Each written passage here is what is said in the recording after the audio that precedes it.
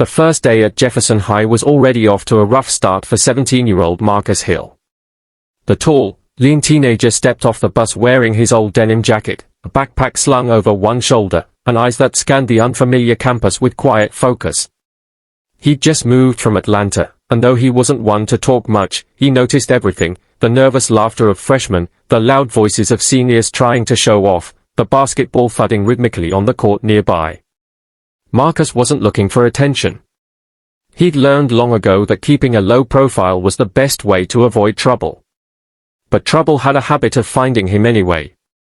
As he walked into the main hallway, a group of boys leaning against the lockers noticed him right away.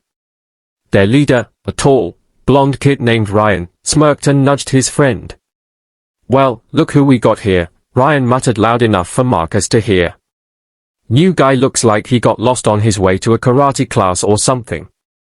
The other boys chuckled. Marcus kept walking. He'd dealt with bullies before, loud mouths who thought mocking someone made them powerful.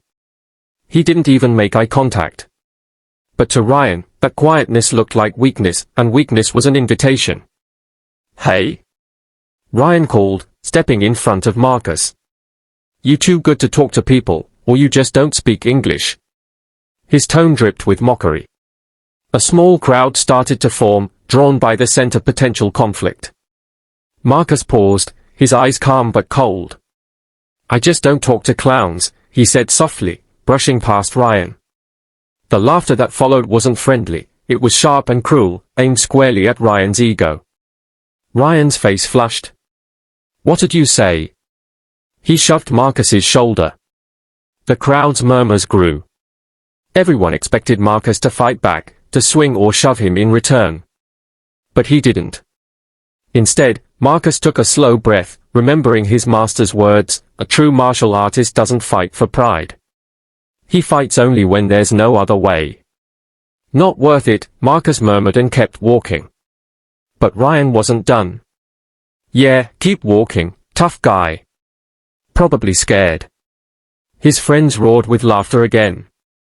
Ryan grinned, feeling powerful, but somewhere deep down, a flicker of unease stirred. Marcus hadn't reacted the way he expected.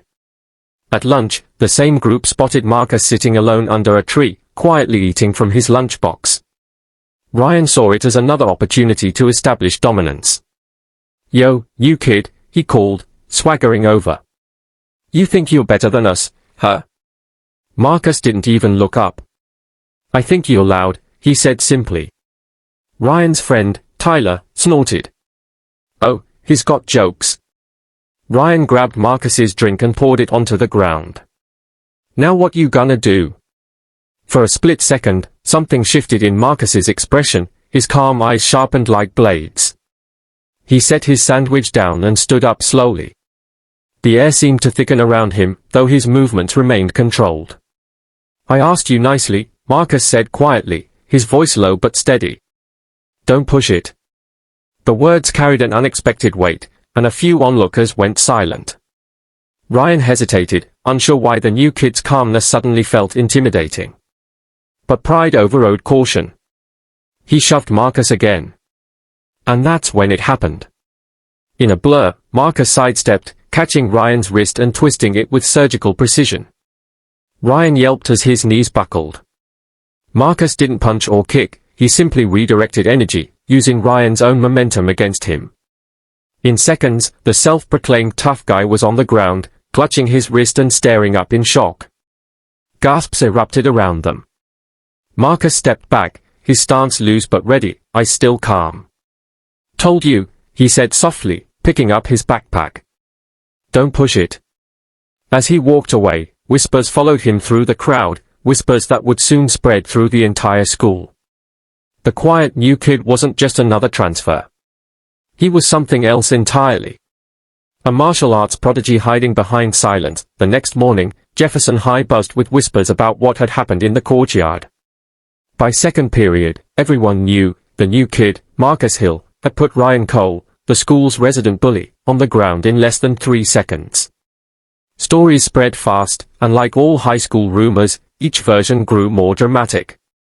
Some said Marcus broke Ryan's arm, others claimed he flipped him into the air like a movie stuntman.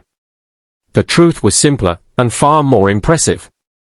Marcus had only used one controlled move, one clean technique, but his calm precision had terrified everyone who saw it.